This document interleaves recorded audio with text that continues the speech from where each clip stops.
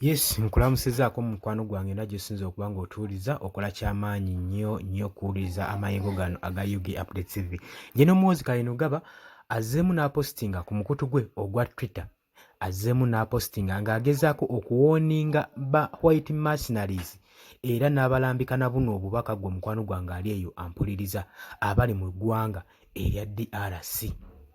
Nkwanirizaako nnyo ku UG Update TV k'osinza okuba ng'otuwuliriza ng'era okola ky'amaanyi nnyo okubeera ku mayengo gano aga UG Update TV. Mwebale nnyo abawuliriza, mwebale nnyo abatulaba. Gw'ayagala otweyungako genda wansi waliwo ekigambo subscribe kikooneko nnyo, ojja kuba osobola bulungi nnyo tugoberera otufollowing buli kye tukola.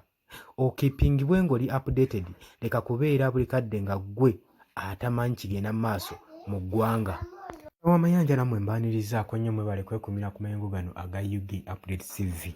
Kaakati tubadde tukyali awo nga gye n'omuhozi Kayinugaba nga yaakava okusaba apology ebbaluwa eyeetonda official letter okuva mu ggwanga erya Sudan.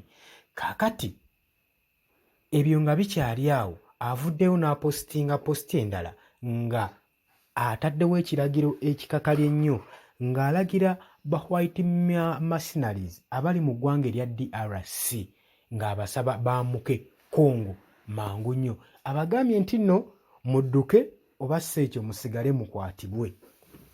Kitegeeza ki? Ng'alinga abalambika nti nno we munaalemererwa okuvaayo mwenna mugenda kukwatibwa. So ku byombi mulina kulondako kimu, okukwatibwa oba okudduka.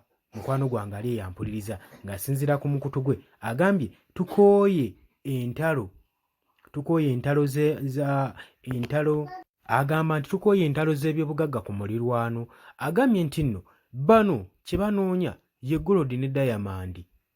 Ye gold ne diamond gwe banoonya mu ggwanga lino ne bateekamu entalo, naye agamba ffe zino entalo tuzikooye, tetwagala mugende mu maaso na kutabula katonda w'abaddugavu gwayise Black God ow'Abafirika. N'agamba era bano ba white mercenaries agenda kuba nga abagobamu.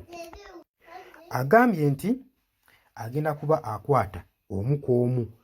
Bayina ebyokulondako bibiri, eiza badduke oba basigale bakwatibwe.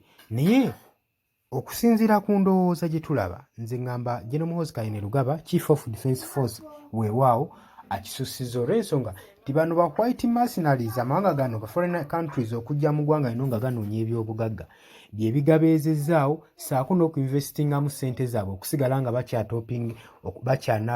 bakyalankingibwa nga ba top countries mu nsi zonna. Kati gwe tosobola kuva eri na lugezigezi n'obagamba na ndowoozayo gwe gy'olowooza nti bagenda kwambuka ekitundu ekirimu ebyobugagga. Era olwo oba ogguddewo olutalo sinziggu olw'amaanyi. Gw'olowooza otya mukwano gwange? Jangu mu comment section obeeko nekyotutangaaza okusinziira ku ndowoozayo ne ku ndabayo. Mbaanirizaako nnyo.